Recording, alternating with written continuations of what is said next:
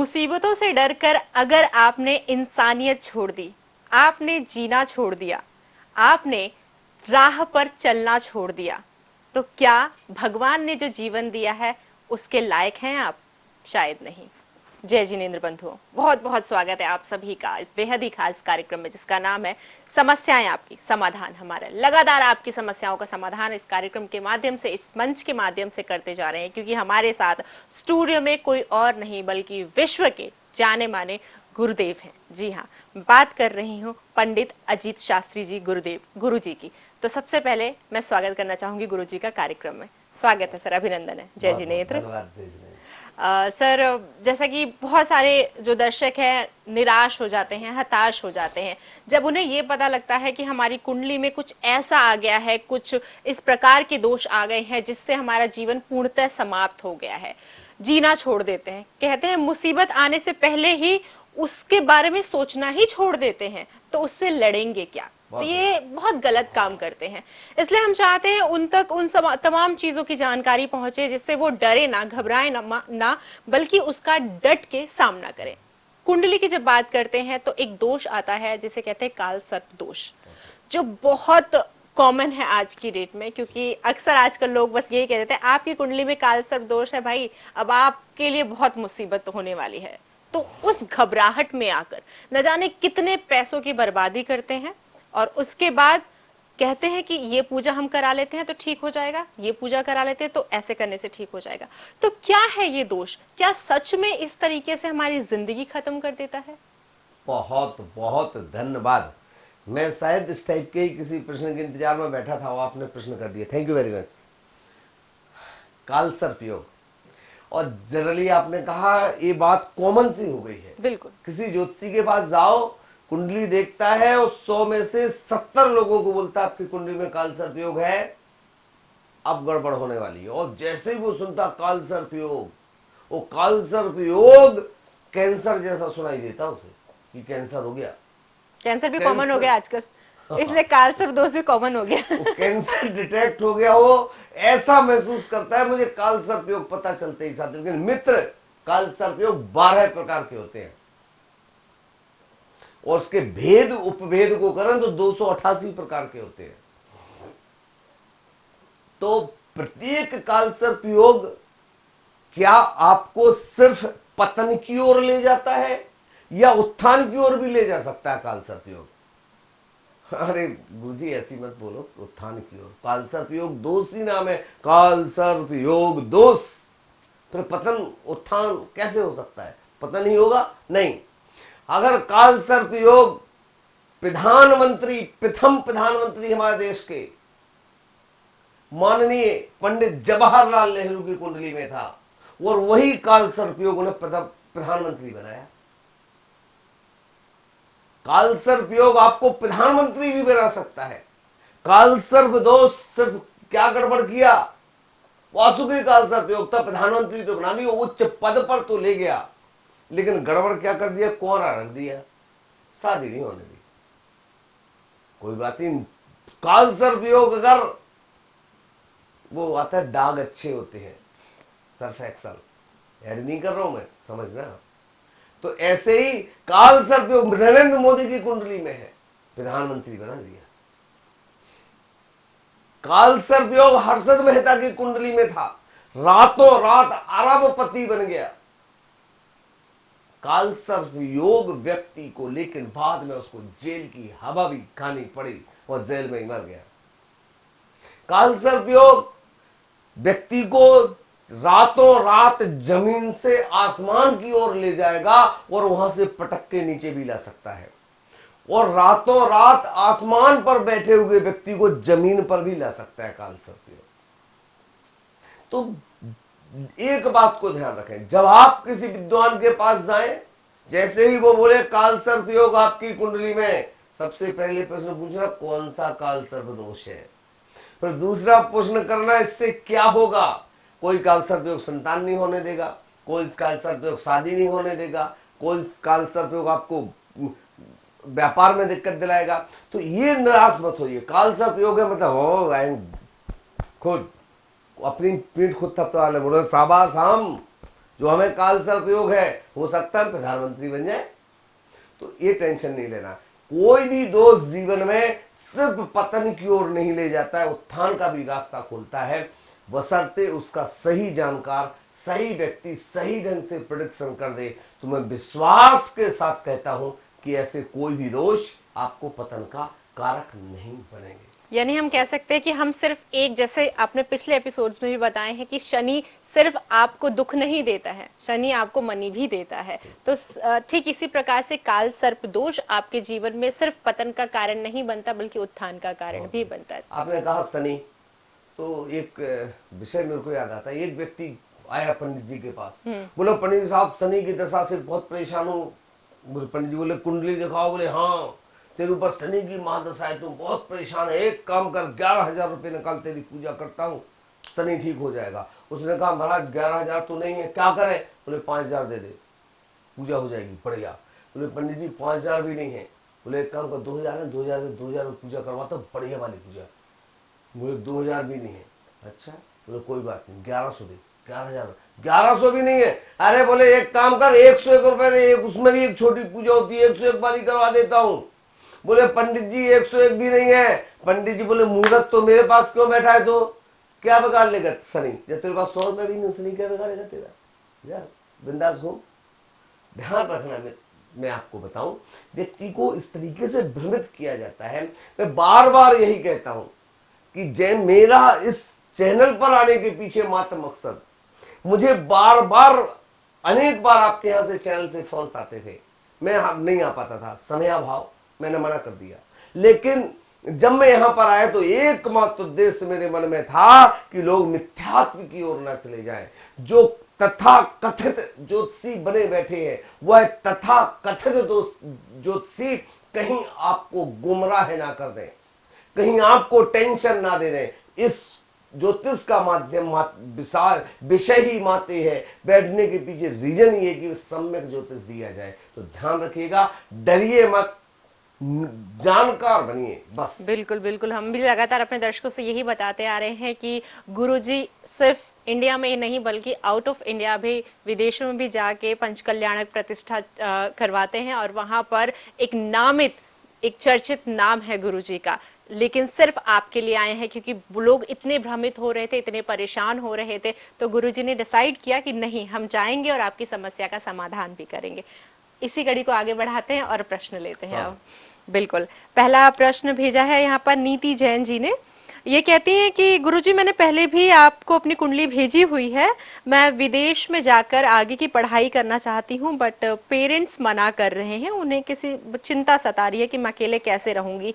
तो प्लीज आप मुझे बता दीजिए कि क्या वाकई में मेरे विदेश जाने के योग बनते भी हैं या मैं ऐसे ही परेशान हो रही हूँ?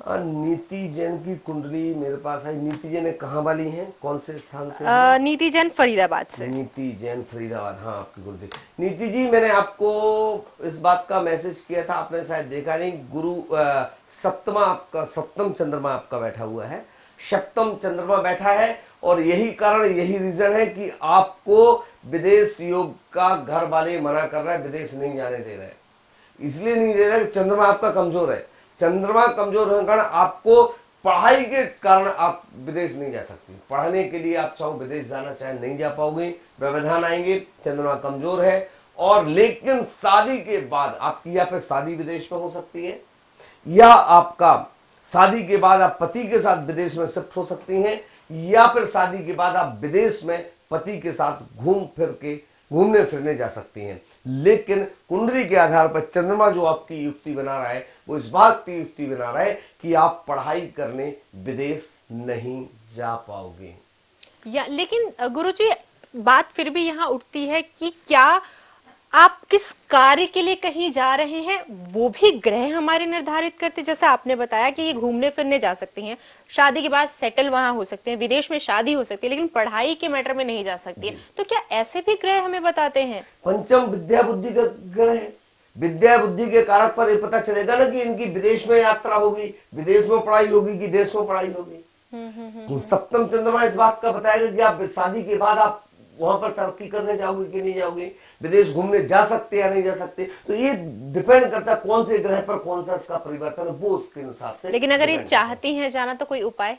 हाँ, चाहती हैं अगर जाना तो इसका उपाय बहुत बढ़िया उपाय है। इसके लिए आप चंदा प्रभु भगवान की जाप करें, चंदा प्रभु भगवान की पूजन करें, चंद्र प्रभु भगवान की आराधना करें, और सोमवार के दिन उपवास करें, और सोमवार के दिन सफेद वस्तु बिल्कुल ग्रहण ना करें, जैसे दूध, दही, खीर, पनीर इत्यादि सफेद वस्तु, चावल आदि का आप बिल्कुल त्याग कर दें।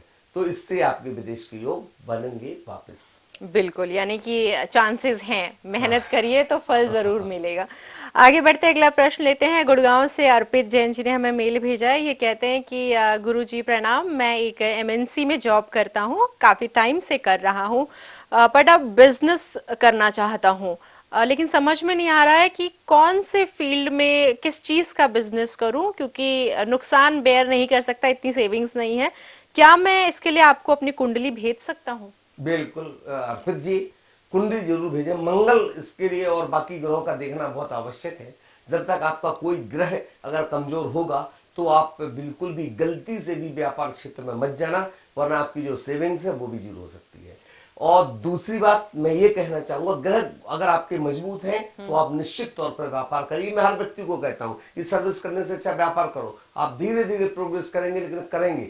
लेकिन अगर ग्रह आपके साथ नहीं दे रहे तो आप सर्विस ही करते रहिए, और सर्विस करके भी आप अपने जीवन को बहुत अच्छा बना सकते हैं, बेहतर बना सकते हैं। इसके लिए आवश्यक है कि आप हमारा जो नंबर है उस नंबर पर आप मुझे पत्री भेज दीजिए। पत्री देखने के बाद कुंडली भेज दीजिए। कुंडली नहीं अगर बनी तो जन्म तारीख, जन्म समय और जन्म स्थान मात्र भेज दीजिए।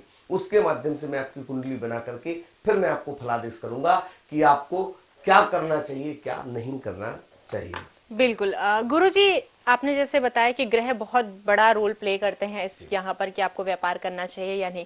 दो प्रश्न यहाँ पर उठते हैं। एक तो ये कि कौन से ग्रह होते हैं जो ये डिसाइड करते हैं कि हमें व्यापार करना चाहिए या नहीं, और कैसे वो सब पार्ट में आप डिवाइड करते हैं कि कौन से ग्रह कौन से व्यापार के लिए अच्छे हैं? पूरे 9 ग्रह व्यापार के लिए सुटेबल होते हैं। पूरे 9 ग्रह सर्विस के लिए उपयोगी होते हैं। बट डिपेंड करता है अलग अलग ग्रह। शुक्र से संबंधित अगर मजबूती है तो आप सौंदर्य प्रसाधन की दुकान खोल लें, आप कॉस्मेटिक की दुकान खोल लें, आप कपड़ों की दुकान खोल लें, चांदी की दुकान खोल लें। मंगल आपका बहुत अच्छा है तो आप किसी जमीन जायदाद का काम करें, लोहा, गिट्टी, सीमेंट इत्यादि का काम करें, ग्रेनाइट का काम करें, टाइल्स का काम करें, ऐसे कामों में सफलता प्राप्त होगी। तो राहु केतु आदि की बात है तो केमिकल से संबंधित, पेट्रोलियम से संबंधित आप काम करें। तो डिपेंड करता है, हर का अलग अलग फलादेश होता है कि किसके आधार पर क्या उसका फल निकलता है। लेकिन उस पर कौन सा मजबूत है ये महत्वपूर्ण होता है। मंगल मजबूत है तो आप जमीन का काम करिए, आप निश्चित तौर पर सफलता पाएंगे। मकान बनाओ, बिल्डर बन जाओ, बहुत सफलता पाएंगे। ऐसा यानी डिपेंड करता है कि आप कौन सा काम करना चाह रहे हैं और ग्रह कौन सा उस वक्त आपके लिए बेटर, आपकी Favorable कुंडली। है। जी जी। गुरुजी, फैमिली मैन की अगर बात करें तो फैमिली में बहुत सारे, आजकल तो जॉइंट फैमिलीज नहीं है, न्यूक्लियर फैमिलीज ही है, बट स्टिल घर में जब कलेश होते हैं, जब प्रॉब्लम्स आती है, तो एक स्टेप आउट किसी न किसी को करना पड़ता है। तो सडनली घर के कौन से इंसान का कुंडली हमें देख के ये बताना चाहिए कि घर में जो प्रॉब्लम आ रही है उसे कैसे दूर किया जाए? देखिए, इसमें पति पत्नी दोनों की कुंडली का देखना आवश्यक। अगर वो फैमिली मदर फादर के साथ रहते तो कहते हैं कि मुखिया की कुंडली के अनुसार घर का चयन अगर करो। पति पत्नी में टेंशन चल रहा है तो पति पत्नी की कुंडली देखना पड़ेगा। अगर मान लीजिए, उसमें एक बात को ध्यान रखना, इसमें वास्तु बहुत बड़ा रोल प्ले करता है, वास्तु का भी बहुत बड़ा योगदान है। अगर मान लीजिए आपने घर के मुखिया को वैद में सुला दिया और बेटे को जाकर के आपने नैत में सुला दिया, उस घर में कभी एक होगा नहीं। बेटा अपने आप को, बहू अपने आप को मालिक समझेगी और सास ससुर को नौकर समझेगी। ऐसी स्थिति अगर आग्नेय में बहू को लिटा दो, आग्नेय में रहेगी, गुस्से में रहेगी, क्रोधी रहेगी, लड़ने झगड़ने वाली रहेगी। अगर बहू को वैद में सुला दो तो सास बहू है तो बहू हमेशा उठाएगी कार, टाटा बाय बाय, दिन भर अपना आज किटी पार्टी, आज वे पार्टी, आज वो पार्टी, आज लायंस क्लब, आज लाइनेंस क्लब, वुमेन्स क्लब, दुनिया भर के क्लब में ही जाते रहेगी। तो इसके लिए आवश्यक है कि उसका किस दिशा में कौन सो रहा है। वास्तु का भी बहुत बड़ा, कई बार आपने सुना होगा कि फला व्यक्ति की बातों में बहुत वजन है। आपने एक स्टूडियो में आपने मुझसे बहुत इसी स्टूडियो में आपने एक एपिसोड में मुझसे कहा था, गुरुजी आपकी बातों में वजन बहुत रहता है, बहुत वजनदार बात करते हैं आप। तो वजनदार बात करते हैं, इट मीन्स मेरा, अब ध्यान देना, बहुत मजेदार बात बता रहा हूं मैं आपको, इट मीन्स मेरा साउथ वेस्ट बहुत भारी है, मैं साउथ वेस्ट में सोता हूं, साउथ वेस्ट मेरा भारी है, मतलब मैं वजनी बात करूंगा। कई बार आपने सुना होगा, भाई उसकी बातों में हवा में उड़ा देते हैं, वो हवाई बातें करता है, उसे खुद नहीं पता हवा में बातें करता है वो तो। इट मीन्स उसका नॉर्थ वेस्ट गड़बड़ है, नॉर्थ वेस्ट उसका गड़बड़ है, तो वो बातों में कोई वजन नहीं होगा, बातों में दम नहीं होगा, बातों में कोई मजबूती नहीं आएगी। हर ग्रह का एक अपना महत्व होता है, तो इन चीजों को जानना बहुत जरूरी होता है। हर चीज का वास्तु होता है, मोबाइल का वास्तु होता है। आपने कभी सोचा है कि मोबाइल का वास्तु कैसे होता है? जैसे चर्चा चली तो इस विषय को मैं लेता हूँ। जैसे मान लीजिए ये मोबाइल है, यहाँ पर जनरली लोगों का यहाँ पर कॉलिंग होता है, यहाँ पर व्हाट्सएप रख लेते, फोन बुक रख लेते, इस प्रकार से लोग कर लेते। यहाँ पर नहीं, आपको अगर मान लीजिए किसी से पैसा लेना है, पैसा नहीं मिल रहा है, बहुत दिक्कत आ रही है, तो ये इसका हमेशा ये ईस्ट है, ये ईस्ट है, नॉर्थ है, तो आप वेस्ट है, ये साउथ है। तो आपको अगर मान लीजिए पैसा नहीं मिल रहा है, बहुत परेशान कर रहा है वो व्यक्ति, तो इस कॉलिंग को उठाओ, इस कॉलिंग को यहां से, और इसको ले जाकर के यहां रख दो, यहां रख दो, और जाकर घर के नॉर्थ वेस्ट में जाकर के उसको कॉल करो, उसको फोन लगाओ, आपका रुका हुआ पैसा वापस आ जाएगा। मोबाइल का वास्तु, मोबाइल का वास्तु, गैजेट्स का आपके घर में अगर बच्चे बहुत ज्यादा फोन यूज कर रहे हैं, तो उस मोबाइल को उठा करके जाकर के नॉर्थ ईस्ट में आप जाकर के फोन को रख दो, वहां पे ही चार्जिंग पॉइंट बनाओ, तो निश्चित तौर पर बच्चे कम मोबाइल यूज करेंगे, कम से कम खेलेंगे।